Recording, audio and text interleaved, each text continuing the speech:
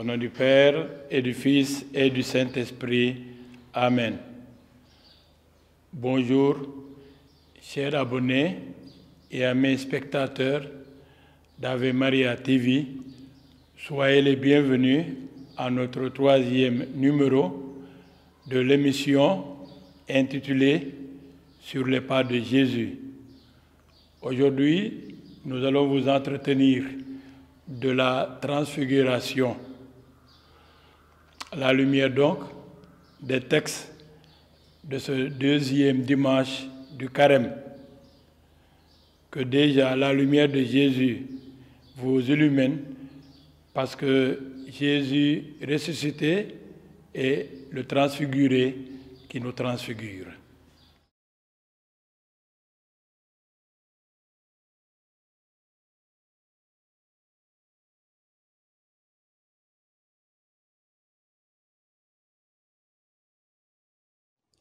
Première lecture. Lecture du livre de la Genèse.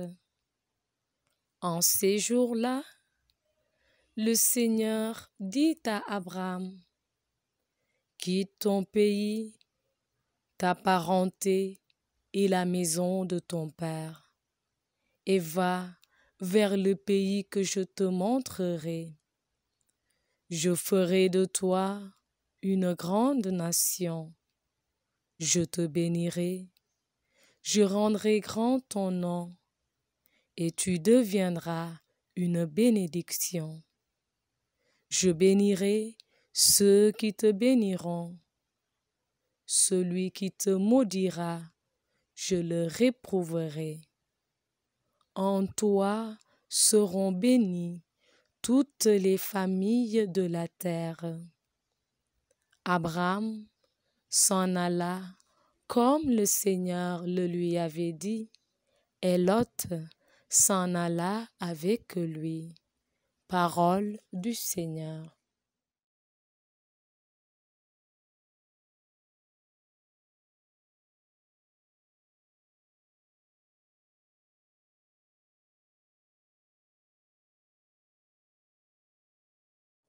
Psaume 32, 33. Que ton amour, Seigneur, soit sur nous, comme notre espoir est en toi. Oui, elle est droite la parole du Seigneur. Il est fidèle en tout ce qu'il fait. Il aime le bon droit et la justice. La terre est remplie de son amour.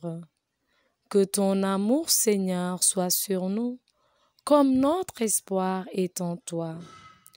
Dieu veille sur ceux qui le craignent, qui mettent leur espoir en son amour, pour les délivrer de la mort, les garder en vie au jour de famine. Que ton amour, Seigneur, soit sur nous, comme notre espoir est en toi. Nous attendons notre vue du Seigneur. Il est pour nous un appui, un bouclier. Que ton amour, Seigneur, soit sur nous, comme notre espoir est en toi. Que ton amour, Seigneur, soit sur nous, comme notre espoir est en toi.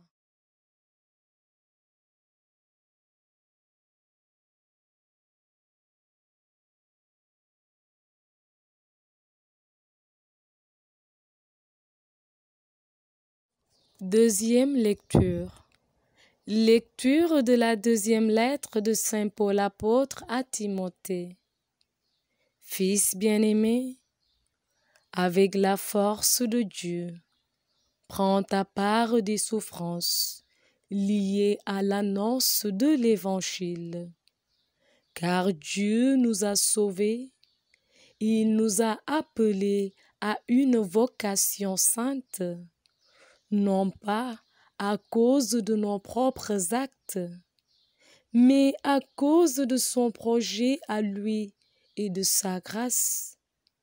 Cette grâce nous avait été donnée dans le Christ Jésus avant tous les siècles. Et maintenant, elle est devenue visible, car notre Sauveur, le Christ Jésus, s'est manifesté. Il a détruit la mort et il a fait resplendir la vie et l'immortalité par l'annonce de l'Évangile. Parole du Seigneur.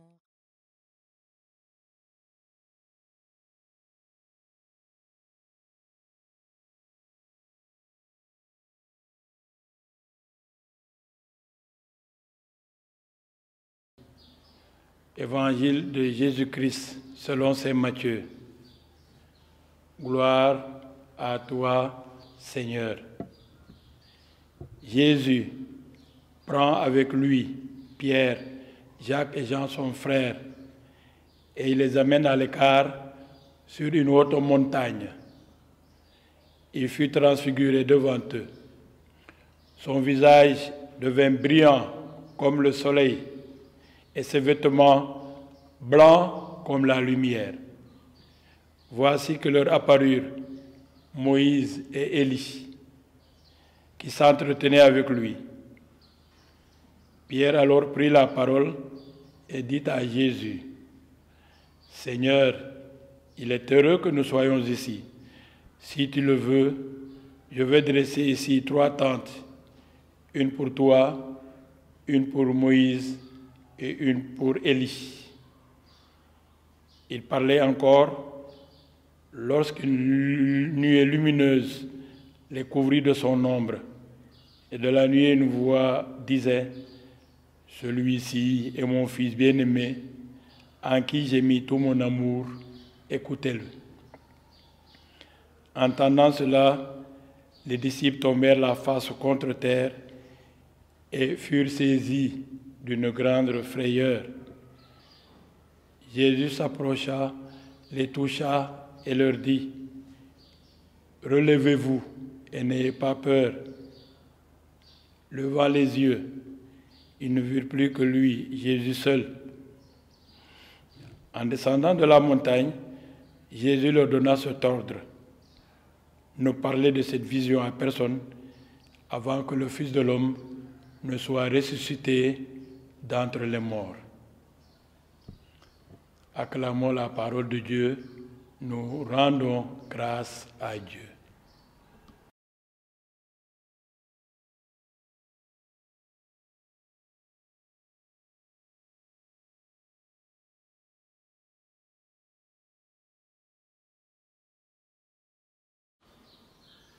Chers abonnés, chers amis spectateurs d'Ave Maria TV, nous venons de lire l'évangile de saint Matthieu. Cet évangéliste nous a dit que Jésus prit Pierre, Jacques et Jean son frère et les amena sur la montagne sainte. La montagne est une partie de la terre très élevée qui donne l'idée d'être proche des cieux, donc d'être proche de Dieu. Sur cette haute montagne, Jésus se transfigura, c'est-à-dire qu'il a fait un transfert de figure allant vers la lumière, d'où le mot transfiguration. L'on nous dit que son visage devint lumineux comme le soleil et ses vêtements comme la lumière. Et tout cela en présence des prophètes Moïse et Élie. Mais pourquoi Jésus a-t-il amené ses apôtres sur cette haute montagne, ou bien sur la montagne sainte, comme dit la préface? La réponse nous est donnée justement par la préface composée pour la transfiguration. Elle dit entre autres, après avoir prédit sa mort à ses apôtres, il les mena sur la montagne sainte en présence de Moïse et du prophète Élie. Il leur manifesta sa splendeur. Oui, parce que Dieu est lumière et Jésus est notre Dieu. Il nous révélait ainsi que la passion le conduirait à la gloire de la résurrection.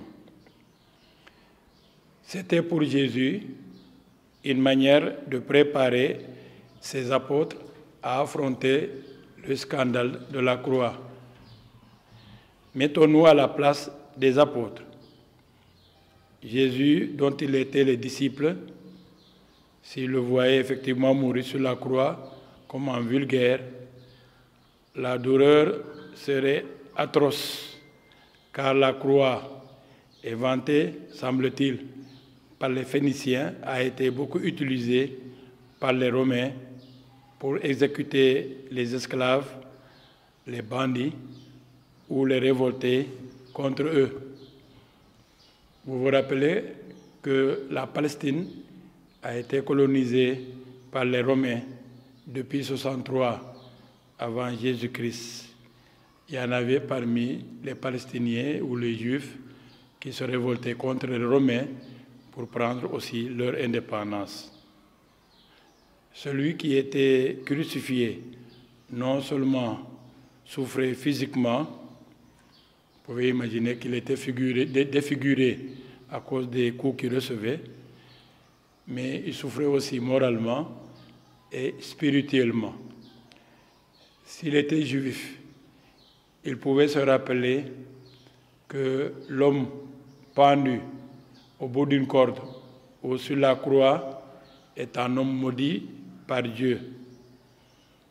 Et voici que Jésus lui-même, alors qu'il est Messie, est crucifié. Ça sous-entend donc qu'il est maudit par Dieu. Mais Jésus allait apporter la lumière sur l'échafaud. Lumière sur l'échafaud, c'est le titre d'un livre. Jésus allait apporter la lumière sur la croix en levant la sentence, parce que sa résurrection est entrevue ici, dans cette transfiguration. D'où la consigne même qu'il donne à ses apôtres, les orientant vers la résurrection. Ne dit-il pas nous parler de cette vision à personne avant que le Fils de l'homme soit ressuscité d'entre les morts? Oui, avant que le Fils de l'homme soit ressuscité d'entre les morts. C'est ce que nous dit la préface. Puisque nous sommes entrés dans le carême, nous nous préparons aussi, par le fait même, à la célébration de la résurrection de Jésus. C'était donc nécessaire qu'on nous rappelât l'épisode de la transfiguration pour que nous ayons aussi le courage de faire des progrès tendus vers Pâques, fête qui rappelle le passage de Jésus des ténèbres du péché et de la mort à son admirable lumière, comme dit justement une des préfaces du dimanche. Vous savez que le dimanche, c'est le jour de la résurrection également, puisque Jésus est ressuscité un jour de dimanche. Nous comprenons pourquoi, dans l'almanach biblique 2020 des périscétistes, il est dit ceci: ce récit de la transfiguration nous donne une ouverture formidable, une espérance inouïe. Il nous révèle que la réalité dépasse ce que nos yeux peuvent voir. Le récit de la transfiguration est une porte ouverte sur cette autre dimension. À travers le visage de Jésus, les disciples ont accès à la présence d'une autre réalité. Celle-ci leur permet de distinguer tour à tour le visage de deux prophètes morts depuis longtemps, mais pourtant vivants dans cet ailleurs sous une forme qu'on pourrait appeler spirituelle ou céleste. Fin de citation. Or, ces deux prophètes sont Moïse et Élie. En définitive, il nous faudrait associer ces différents éléments: passion, mort, résurrection, transfiguration, gloire éternelle. Nous vous rappelons les paroles de la préface de la transfiguration citée précédemment. Il nous révélait que sa passion le conduirait à la gloire de la résurrection. Aujourd'hui, nous savons que Jésus est effectivement ressuscité dans la gloire de la lumière. Quelques versets de l'Exultète, c'est un chant que l'on prend avant la veille pascale, nous le redit. Exultez de joie, multitude des anges, exultez, serviteurs de Dieu. Sois heureuse aussi, notre terre irradiée de tant de feu, car Jésus t'a prise dans sa clarté et son règne a chassé les ténèbres de la nuit. Et dans le même chant d'Exultète, l'on nous dit plus loin que ce cierge pascal,